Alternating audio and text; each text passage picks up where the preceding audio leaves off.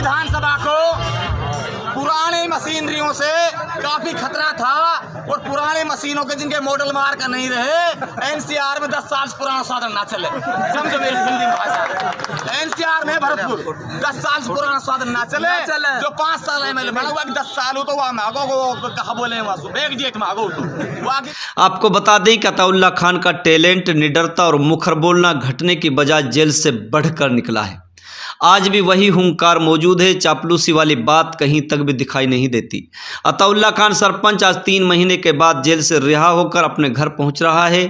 जैसे ही अताउल्ला खान की जेल से रिहाई की खबर सुनी तो लोगों में बधाई देने की होड़ लग गई और रास्ते में जगह जगह पर लोग माला और पगड़ी लेकर उसका सम्मान करने के लिए खड़े हो गए और आते आते घाटा कट पर हजारों नौजवानों का हुजूम उमड़ पड़ा। आगे आपकी जानकारी के लिए यह भी बता दें कि जैसे ही राजस्थान में विधानसभा के चुनाव का ऐलान हुआ उस समय अताउल्ला खान मौजूदा शिक्षा मंत्री से जुनैद और नासिर हत्याकांड मामले का हिसाब मांग रहा था। हिसाब नहीं देने पर घाटमी का गांव में जाहिदा खान के कार्यक्रम का टेंट को नहीं गड़ने दे रहा था। उसके इशारे पर पुलिस को अपनी पावर का इस्तेमाल दिखाकर अताउल्ला खान को बेरहमी से गिरफ्तार करवा दिया और जब तक चुनाव राजस्थान में रहा तब तक जेल से रिहा नहीं होने दिया, क्योंकि शिक्षा मंत्री को यह डर सताने लगा था कि अगर अताउल्ला खान हमारे बीच में रहा तो मेरी निश्चित हार होगी और बुरी तरीके से हार होगी। इस डर की वजह से अताउल्ला खान को साजिश के तहत जेल भिजवा दिया गया। जैसे ही 3 महीने के बाद अताउल्ला खान 14 दिसंबर को आज जेल से रिहा होकर अपने घर दिल्ली मेगा एक्सप्रेसवे से होते हुए आ रहा था तो लोगों को रिहाई का पता लगते ही जगह जगह नौजवानों का हुजूम सड़क पर खड़ा हो गया और माला पगड़ी और नोटों की माला पहनाकर उनका भव्य रूप से जगह जगह स्वागत किया गया। देखते ही देखते दिल्ली मेगा एक्सप्रेसवे के घाटाकट पर मेवात के हजारों नौजवान इकट्ठे हो गए और जैसे ही अताउल्ला खान दिखाई दिया तो लोगों ने उनको सर पर बिठाकर आधा किलोमीटर दूर तक पैदल लेकर चले और शेर आया के नारों से पूरे मेवात को गुंजा दिया। वहीं पर प्रेस वार्ता के दौरान अताउल्ला खान ने सभी नौजवानों से कहा कि किसी से डरने की जरूरत नहीं, हिम्मत के साथ काम करना है, अधिकारियों की आंखों में आंख डालकर काम कराना है। अधिकारी हमारे सेवक और हमारे नौकर हैं, हमें उनसे डरने की जरूरत नहीं है और संविधान के दायरे में रहकर हमें अपने हक की लड़ाई को लड़ते रहना है। आज के वक्त हक मांगने से नहीं मिलता है बल्कि हक के लिए जद्दोजहद और लड़ाई लड़नी पड़ती है। देखिए क्या कहते हैं मौके पर पहुंचे नौजवान और अताउल्ला खान। तमन्ना अब हमारे दिल में है, देखना है जोर कितना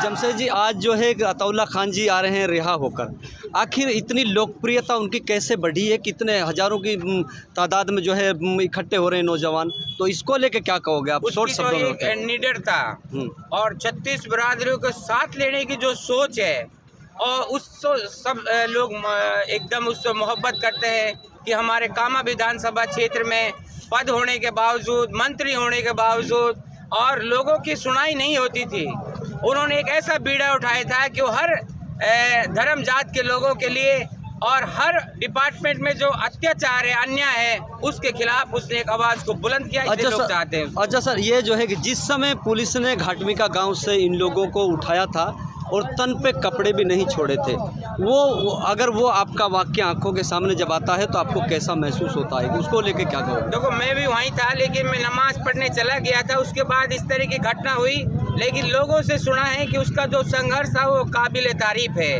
क्योंकि हक बात कहने के लिए जिग्र चाहिए और चापलूसी करने के लिए तो सिर्फ एक जीभ की ज़रूरत होती है। कभी कभार ऐसे बिरले नौजवान पैदा होते हैं जो इस तरह की और संघर्षों के लिए भाई आ रहा हमारा जेल से और बस मोहब्बत है लोगों की, किसी का बुरा नहीं सोचा आज तक। अच्छा नहीं, अताउल्ला खान तो उसने टेंट उखाड़ दिया था, उसने जो टेंट उखाड़ने के बाद में उसको अरेस्ट कर लिया था पुलिस ने, और जिस समय उनको अरेस्ट किया गया था उस समय उसके शरीर पे कपड़े तक भी नहीं छोड़े थे। वो वाक़या आप लोगों ने बार बार वीडियो के माध्यम से देखा होगा। तो पुलिस की इस तरीके की कार्रवाई को आप कैसा देखते हैं? देखो सर, ऐसा है, अपनों की गद्दारी है। वो उस टाइम पकड़ा गया था लेकिन उसने कोई बुरा नहीं किया, हक की लड़ाई लड़ रहे थे और अब भी हक की लड़ाई लड़ते रहेंगे। अच्छा, अभी कितने बजे यहाँ पहुँचने वाले? आप कब से खड़े हैं उनके इंतज़ार में?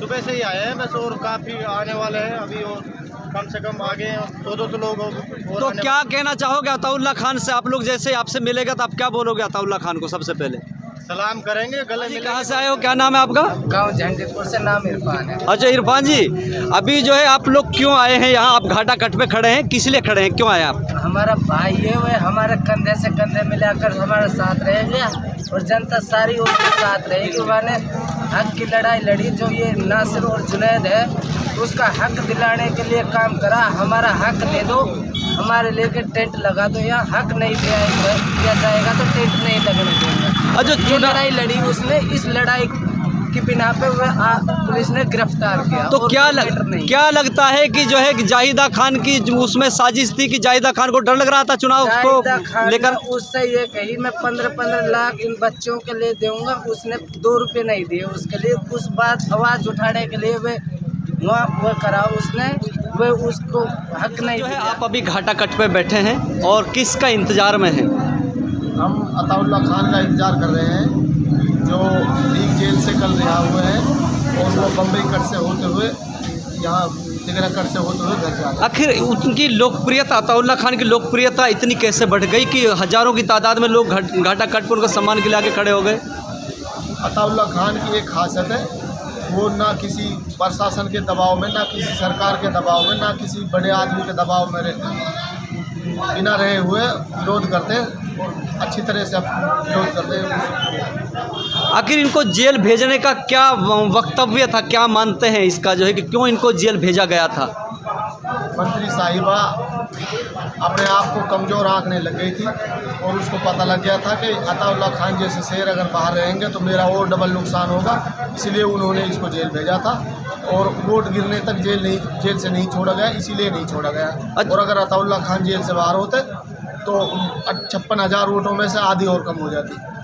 और जो क्या जिस समय पुलिस ने इनको घसीट कर ले जा रही थी और इनके तन से कपड़े भी उतार दिए थे, उस समय आप लोग जो है, आप लोगों ने मीडिया के माध्यम से या वीडियो के माध्यम से देखा होगा, तो उस समय कैसा महसूस कर रहे थे आप लोग? उस समय हम तो इतना ही कहेंगे कि जाहिदा खान की घटिया राजनीति का दृश्य हम वहाँ पे देख रहे थे। और जो अताउल्ला खान वहाँ विरोध कर रहे थे, और विरोध करना हर किसी का अधिकार है। और इन्होंने कोई कानून के खिलाफ जाकर कोई विरोध नहीं किया था, उसका खुला विरोध कर रहे थे। गांव में आने से उसका गांव है, वो विरोध कर सकते हैं। और जो सबसे पहले जो है अताउल्ला खान अभी पहुंचने वाले हैं आप लोगों के बीच में, हजारों युवा जो साथी मेवात में घाटा कट पर खड़े हैं, तो सबसे पहले आप लोग क्या उनको संदेश दोगे, क्या कहोगे उनको? हम तो उसको यही संदेश देंगे कि आप इसी तरह उसका, जो लोग गलत हैं उनका विरोध करिए, खुलकर विरोध करिए। और ये सारी जितनी भी भीड़ यहाँ से घाटा से ये तिगरा कट तक जितनी भी भीड़ खड़ी है, सब न्यायिक प्रणाली की तरफ चल सकते हैं जो खुद अपने खून और पसीने से और अपनी ताकत से अपने कदम को आगे रखने का प्रयास करते हैं। इनकलाब जिंदाबाद, इनकलाब जिंदाबाद।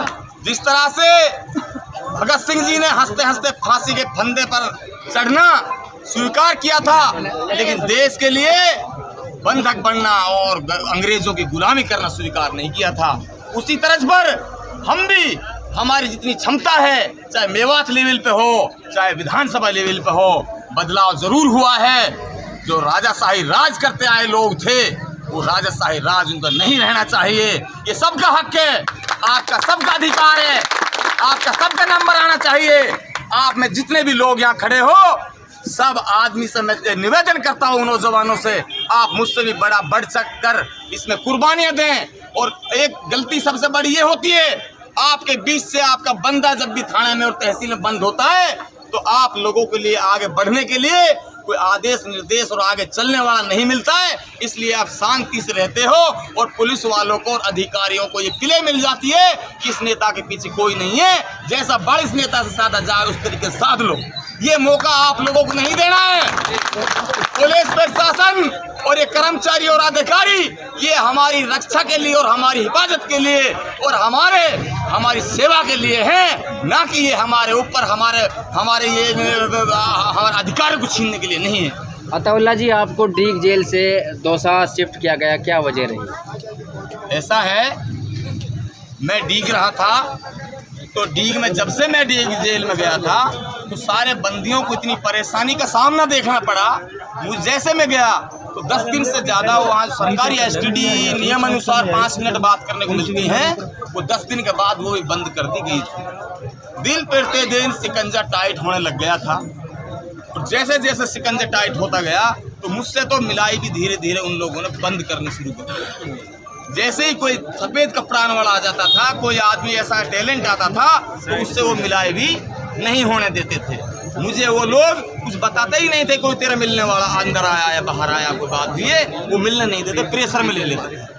अब रहा मसला इस चीज़ का, उसके बाद जब एसटीडी बंद हो गई, सारे बंदी परेशान होने लग गए, तो मैंने वहाँ जेलर साहब से कहा कि जेलर साहब, मेरी वजह से आप सब लोगों को तकलीफ मत दो। अगर मेरी एसटीडी में बात करने से कोई प्रॉब्लम आपकी नौकरी को होती है, किसी और चीज़ को होती है, तो आप ऐसा करो, मेरा नंबर डिलीट कर दो, मैं बात नहीं करूँगा, लेकिन मेरे जितने बंदी यहाँ बंद हैं इनके लिए तकलीफ नहीं होनी चाहिए, इनकी समय समय पर बात होनी चाहिए। फिर मैंने अपने नंबर को डिलीट करवाया और फिर उन लोगों के लिए एसटीडी चालू करवाई, वरना बहाना ले लिया कि साहब एसटीडी पीछे से बंद। जबकि जिला लेवल की जो जेल थी उसकी भी एसटीडी चालू थी, बाकी और जो राजस्थान के अंदर सारी एसटीडी लगी थी, सारे का एक्सचेंज एक ही रहता है, वो सारी चालू थी।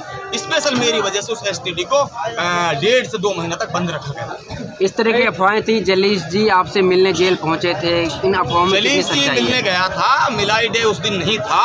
मिलाई डे नहीं होने के कारण वहाँ सूचना पुलिस को चली गई थी, और पुलिस को सूचना जाने पर वहाँ 2-3 गाड़ियाँ पुलिस की आ गई थी, भारत न्यूज़ वाले आ गए थे और एनडीटीवी वाले आ गए थे, कई पत्रकार आ गए थे।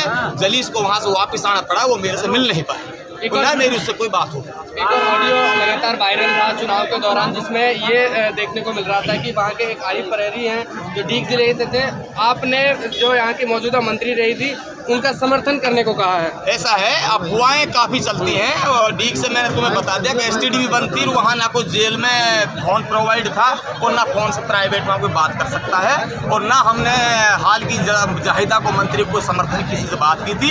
वो जो ऑडियो है वो कोई जेली ने, कैदी ने वहाँ से बाहर निकल करके, वो एक मेयो कांस्टेबल वहाँ लगता है, उसके साथ एक बहुत बुरी तरह से एक विश्वासघात किया था।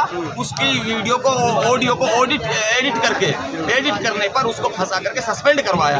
और किसी ने, मुल्ला जी है वो, जो भी है, मैं नाम लेना उचित नहीं समझता क्योंकि ये थोड़ी वैसी बात है, उसको उसने धर्म खा करके वो ऑडियो बनाई, कैसे बनाई, क्या किया क्या नहीं किया। वो ऑडियो मुझे लगती है कि वो आरिफ भाई साहब, हेड साहब की नहीं है, ना आरिफ इस तरीके से बात करते। चलिए, आपके जो चाहने वाले आपका स्वागत किया है और तमाम क्षेत्रवासी आपको देख रहे हैं, उनसे क्या कहेंगे?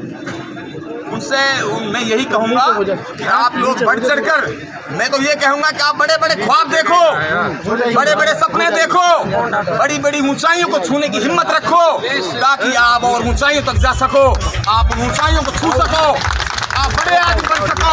आप शिक्षा और पढ़ाई पर ज़्यादा से ज़्यादा ध्यान धरो, आप अकेले अताउल्लाह पर ध्यान मत धरो, आप बच्चे पर ध्यान धरो, बच्चे पर बनना होगा, तब जाके आप आगे बढ़ोगे। यहाँ से फिर मुझे बंद कराओ, ये अताउल्लाह भाई, ठीक जेल से मुझे शालावा जेल में भेजा गया था, और वो एक भाड़ाबंदी जो जेल थी, वो सजाबंदियों की जेल थी, वहाँ सजाबंदी ज़्यादा है। जैसे कि बम्बई कांड हुआ था 93 का दंगा, उसमें काफ़ी लोग मारे गए थे, उनका भी मास्टरमाइंड डॉक्टर बम वगैरह, बड़े बड़े मगरमच्छ, बड़े बड़े अजदहा उसमें थे, और वहाँ मुझे डाला गया था। लेकिन मैं क्या है कि जितने अजदहाओं में जाता हूँ, बड़ी जगह जाता हूँ, उतना ही मेरा दिल समंदर होता है। जितनी डरावनी जगह मुझे भेजा जाता है, उतना ही मेरा दिल खुलता जाता है।